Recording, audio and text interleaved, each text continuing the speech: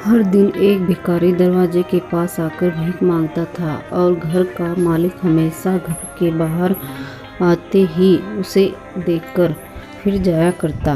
कई बार उसके लिए गालियाँ भी बकता। वो कहता, तू जिंदा ही क्यों है? पूरी जिंदगी ऐसे ही भीख मांगेगा क्या? धरती का बोझ क्यों बना बैठा है?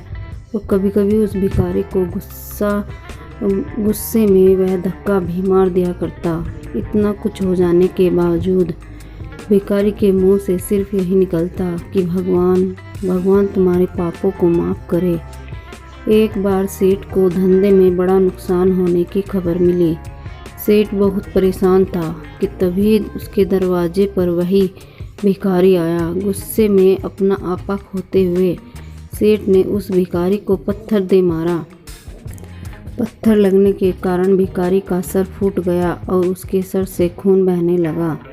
फिर भी दर्द से करहारते हुए भिखारी ने इतना ही कहा, भगवान तुम्हारे पाप को माफ़ करे। भिखारी वहाँ से चला गया। सेठ सोच में पड़ गए।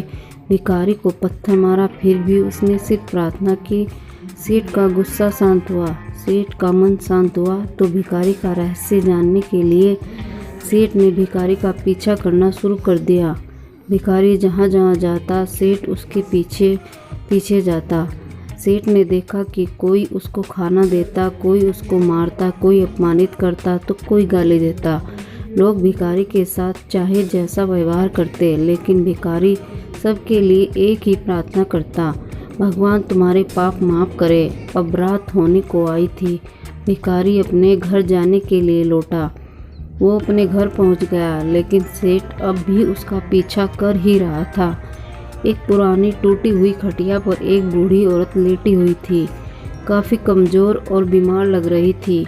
वह भिखारी की पत्नी थी। अपने पति को वापस आता देख वह खाट से उठ खड़ी हुई।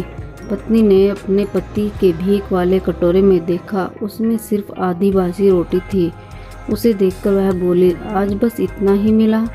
और हाँ, आपके सर से खून निकल रहा है, ये चोट कैसे लगी? बूढ़ा भिखारी बोला, आज बस इतना ही मिला, किसी ने कुछ दिया ही नहीं। सबने गालियाँ दी और एक ने पत्थर भी फेंका, इसलिए मेरा सर फट गया।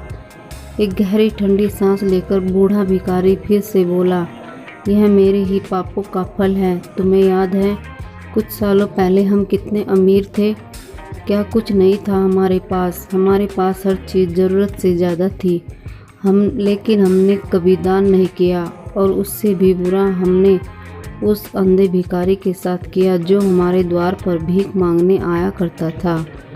बूढ़ी पत्नी की आंखों में आंसू आ गए। वह बोली, हाँ, हम उस बेचारे अंधे के साथ बहुत बुरा करते थे, उसका अपमान करते थे, उसे खाने के लिए रोटी की जगह कागज़ दिया करते, उसका मजाक उड़ाया करते और कभी कभी मारा भी करते।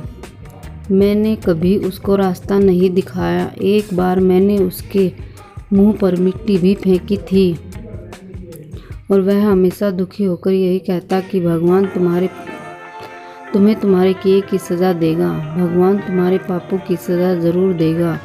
उसका श्राप सच हुआ और हम इस दुख भरी ज़िंदगी में आ गए। भिखारी बोला, हाँ, उसका श्राप सच हुआ, इसलिए मैं किसी को बद्दुआ नहीं देता, चाहे कोई मेरे साथ कैसा भी बर्ताव करे। मैं हमेशा उसके लिए प्रार्थना करता हूँ। मैं नहीं चाहता कि कोई भी हमारे जैसी ज़िंदगी का अनुभव करे, किसी को भी हमारे जैसे दुखों का सामना करना पड़े। वो नहीं जानते कि वह कितना बड़ा पाप कर रहे हैं, इसलिए अनजाने में हुए पाप की ऐसी सज़ा किसी को भी मिले मैं नहीं चाहता। सेठ वहीं पर छुपकर यह सारी बातें सुन रहा था। अब उसे सब कुछ समझ आ गया था। भिखारी और उसकी पत्नी ने वह आधी रोटी मिल बांटकर खाई और भगवान को धन्यवाद बोलकर सो गए। अगले दिन वह भिखारी फिर से भीख मांगने गया। सेठ के घर के पास जाते हैं। सेठ ने पहले से गर्म रोटियां उसके लिए निकाल कर रखी थी। उसे देते हुए सेठ विनम्रता से बोला, माफ़ कर दीजिए बाबा, उसे बहुत बड़ी गलती हो गई। बूढ़ा भिखारी बोला, भगवान तेरा भला करे। इतना कहकर वह आगे निकल गया। इस कहानी से जो सीख लेने लायक है वह बड़ी ही सिंपल है कि आदमी चाहे किसी के बारे में बुरा कहे या भला करे, लेकिन भगवान सिर्फ कर्म के हिसाब से उसको फल देता है।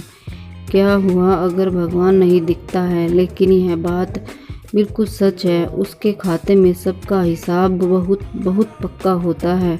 इसलिए जब किसी के लिए कुछ भी करो तो अच्छा ही करो। दोस्तों, कहानी कैसी लगी?